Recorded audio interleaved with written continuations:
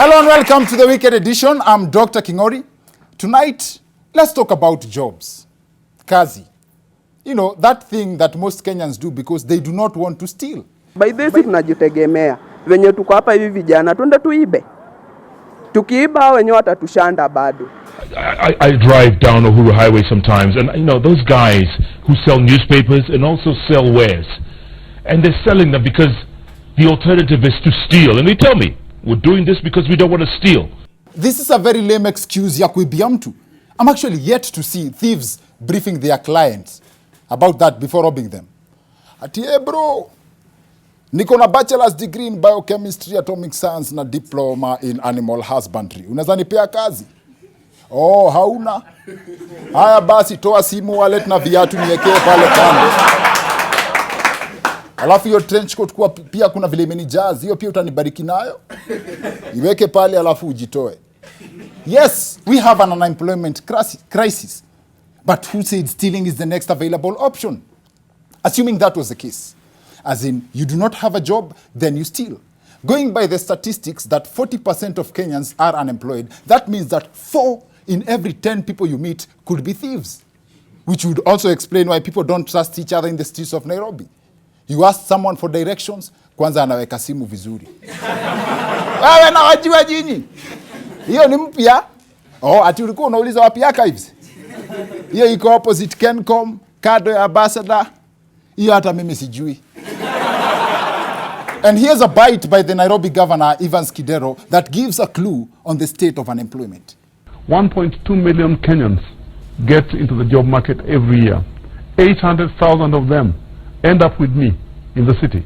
Is it just me, or did anyone else notice the confidence the governor used when talking about creating 50,000 jobs for 800,000 people compares to that story of the young boy who brought Jesus 5 loaves of bread and 2 fish to feed 5,000 people? Talk about history repeating itself, but now without the miracle. That's a disaster. That's like showing up at a jobless corner, alafu unaita jamaa mmoja kando, unampea 50 bob.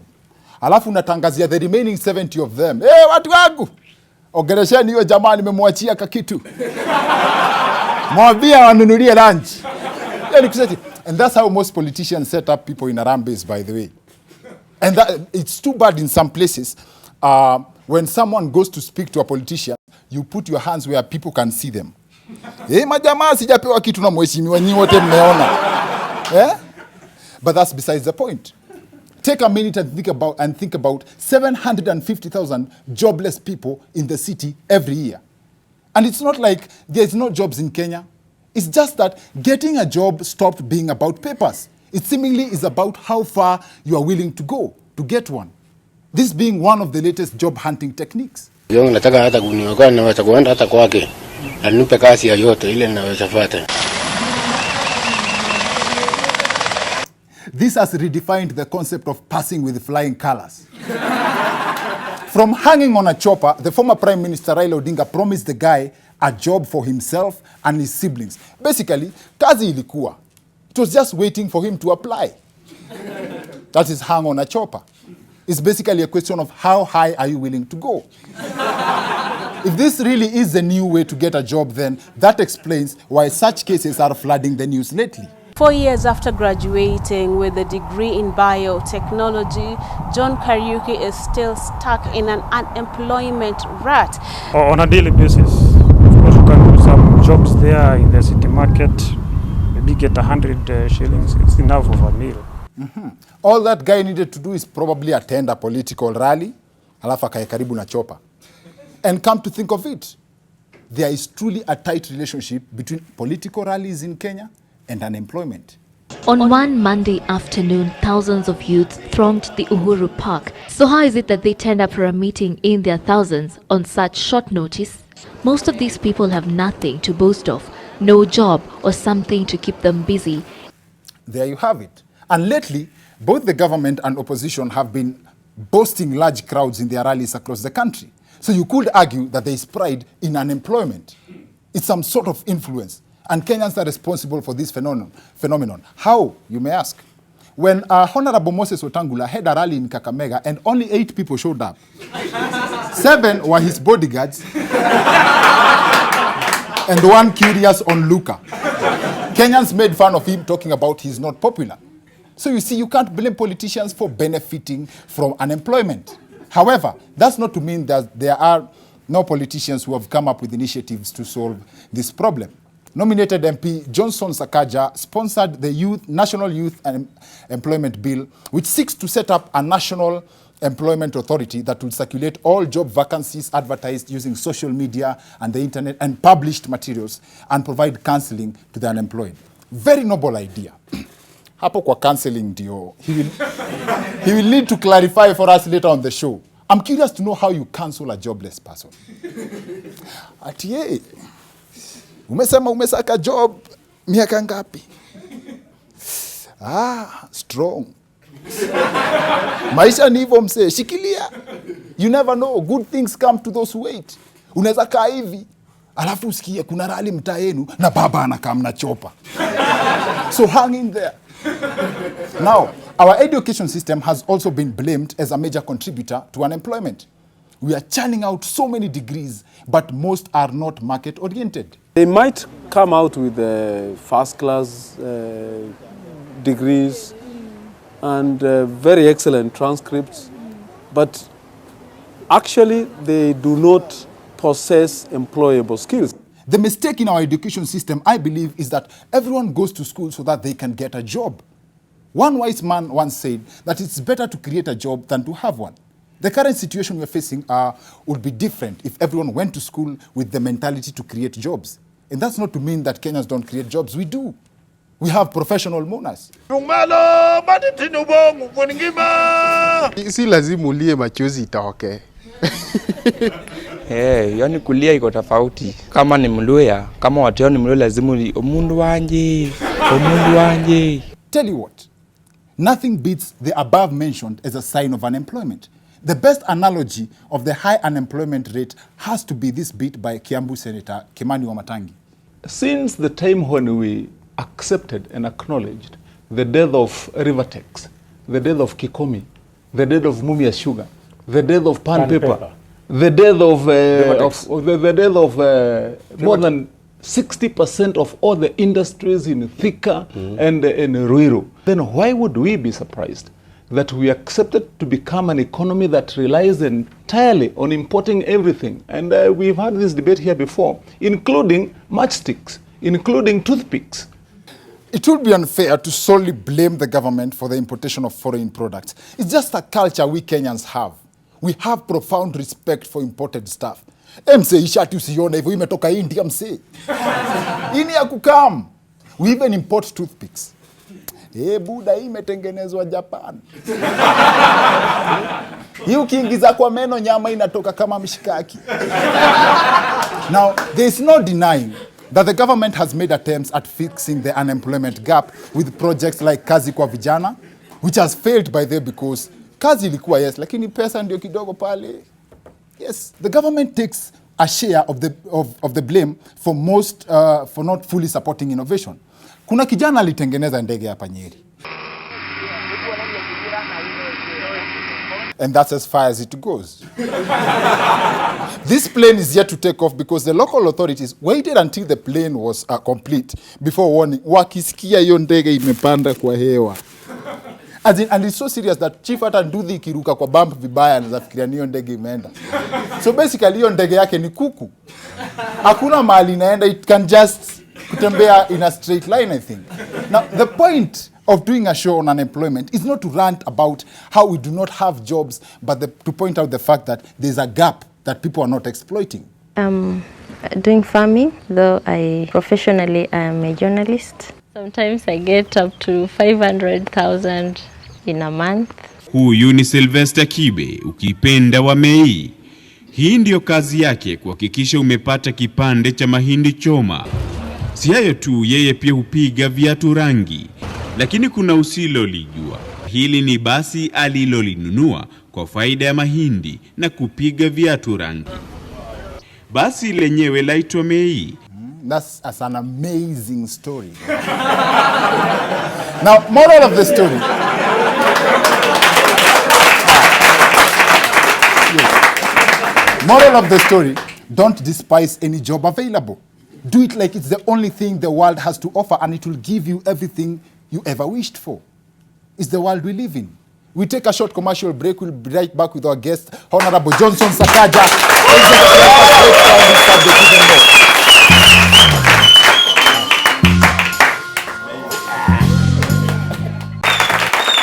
Welcome back to the Weekend Edition. I'm Dr. Kingori. Our subject tonight is unemployment, and you can join the conversation on our Twitter handles on your screen. Our guest tonight is a politician who, the only politician I know who's bigger than his bodyguard. Na bado amempatia kazi. He has experience in fighting for rights. He went on strike in pre-unit. And that's true. I'm not making that up. Honorable Sakaja, ladies and gentlemen. Welcome to the show. Thank you. Great to be here. Unaenda strike ukiwa pre-unit. How were the negotiations? How many days did you last? You know, at that time, yes. All of my friends, when tulikuwa now nursery, yes, had moved on to class 1. Yes. My friends were ahead of me. Okay. Then I was seeing that we're just being taught the same thing. So I went and I had a placard and I said, no class 1, no school. And I refused to go to pre-unit. Your dad did not know something called a belt? No, my dad, my dad actually is the source of my confidence. He always believed in me. And he said, it's right, this guy has brains, watch Aruke. We have a picture of you. Ukiwa may provide employment hapa. Unaona? Hapo kuna mse wa Nduthi. Look at that picture carefully. It's deep. Kuna mtu wa Nduthi ako na job hapo. Alafu wewe pia hujavaa helmet, ndio madaktari pia wasikose kitu.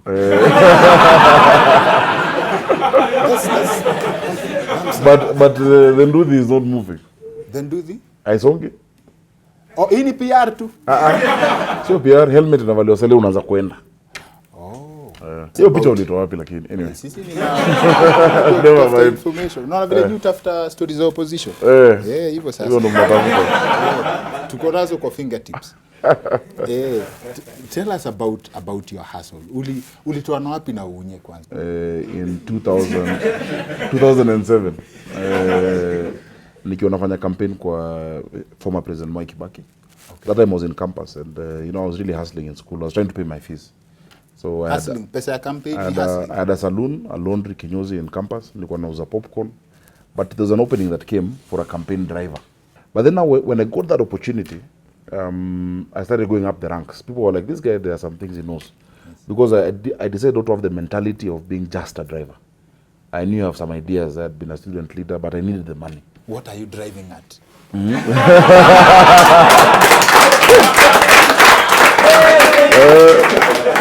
For you to go far in life, you must have personal drive.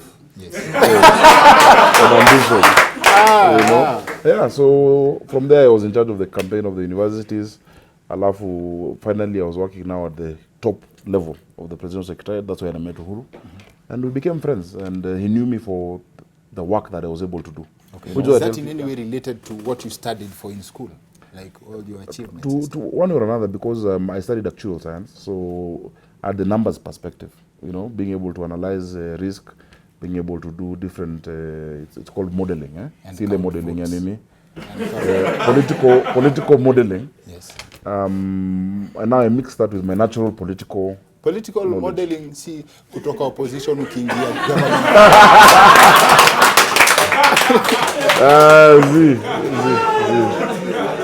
Yeah, so it's one or another connected. Okay. This bill, National Employment Authority. Yes. What does it seek to achieve other than hizo vitu tumeona? Because considering the government claims that they don't have all those jobs. We have teachers, kuna shortage, na kuna wasi wame qualify, they don't get the jobs. Let me put it this way. Since I got into parliament, I was very clear about my legislative agenda.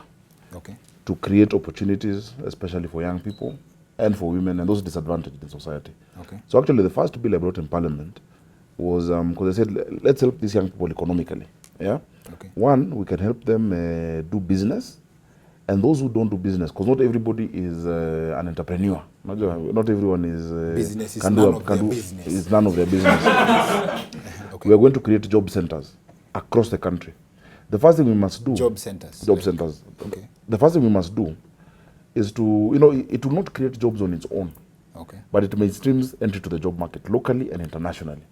So whether when you finish school and you go back home to Turkana or to Baringo or Nairobi, you have the same chance at a job. Okay. It will no longer be about your surname, where you're from, who you can bribe, who you know. It will be about the content of your brains, you know. Thank you. What you have in your head. Number 2, kuna courses mingi sana watu wanafanya kampo, which is just delaying the unemployment. Okay. You know? Delaying the unemployment. It's just delaying the unemployment. You know, you're being taught, let me not mention the courses, maybe hapa kuna watu wanazifanya. But you know, you're doing something and we know there's no job you'll get after that. Sema insectology, kuna wase wa insectology. No, that is a useful course. You know, with agriculture, it is useful. Useful kuambu ni... No. I mean, pest in farms, etc.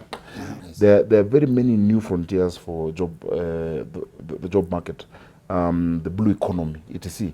That will be streamlined through this authority. So I'm very happy the president passed it. Hakuna cancelling the way you're thinking. You know, you're thinking cancelling is like, oh yeah, hauna kazi. Kukumbushwa vile hauna kazi. The cancelling is this. Strong Buddha. You see, the many guys, in fact, if you ask these guys, when you finish school, were you told how to look for a job? No. People don't know. So you clear a campus, you go back home and you just sit. You don't know how to write a CV. You don't know interview skills. You don't know how to present yourself. You don't know how to seek those opportunities. Yes. So there will be all of these trainings across in every county. We want to use the Huduma centers. In every county, in every constituency, there will be continuous training. And when the vacancies are available, we'll be able to get guys now who have been trained. And you know, you can see someone, I can say, unakawe hii kazi, aufai kufanya hii kazi. Actually, this is what you should. I hope I won't get indirectly. No. Say maybe you look like you know, something else. What do I look like? No, what do I look like? You are where you are. You're within your purpose. Thank you. Yeah. Sasa, there's something you said hapa nyuma. I hope you don't mean that I look like a joke. What about the 1 million jobs that were part of the manifesto ya your government? Inaitwaje 1 million jobs? Na sasa nilisikia I saw that 50,000 jobs for 800,000 people. Hao ni wenye wamekamnai. Kuna 400,000 wanabaki huko and it's every year. If you look at the economic survey, which is done every year, yes. The 1 million jobs was a target. Government does not create jobs. Government creates or facilitates the environment for the private sector to create jobs. Yeah. Number 2, young people must just start accepting that Kenya is an agricultural company. Guys think being a farmer is boring. Me, I'm a farmer. You know, niko na shamba na lima. But many young guys kulima as in kulima opposition ama ku. Hata hiyo ni shamba. But I mean, I'm a farmer back at home. You know, first of all, there's no better time to be a young person than today in this country. Because, first of all, to go connected. Government has said, okay, 30% is yours. Government has done now Uwezo Fund. Many people don't apply. You know, and that is the first place we must change, is our mentality. We must first change our thinking. These things are out there. If I had that mentality, I would never be the youngest chairman of a political party in the world. Okay. I would never be, you know, addressing cabinet at 22.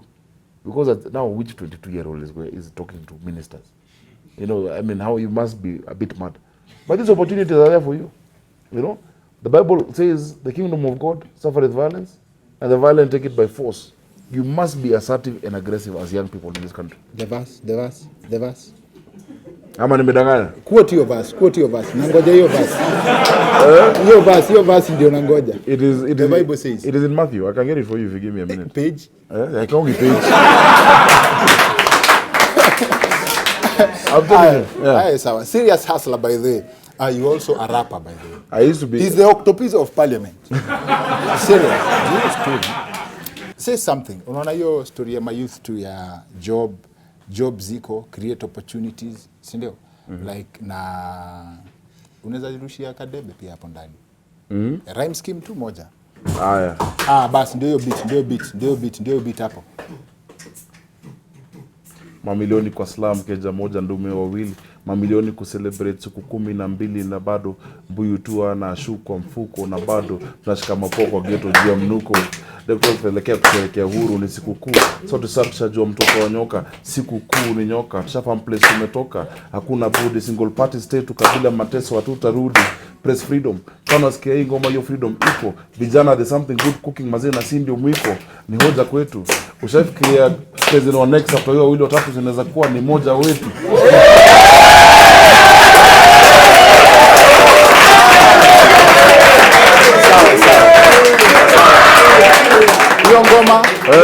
Hiyo ngoma watu 12 mahali. So basically hiyo ngoma inaitwa 12 years as a slave. Honorable Johnson Sakaja, ladies and gentlemen, thank you very much for coming. Thank you. Now, that's it for the weekend edition. See you next week. My name is Dr. Kimori.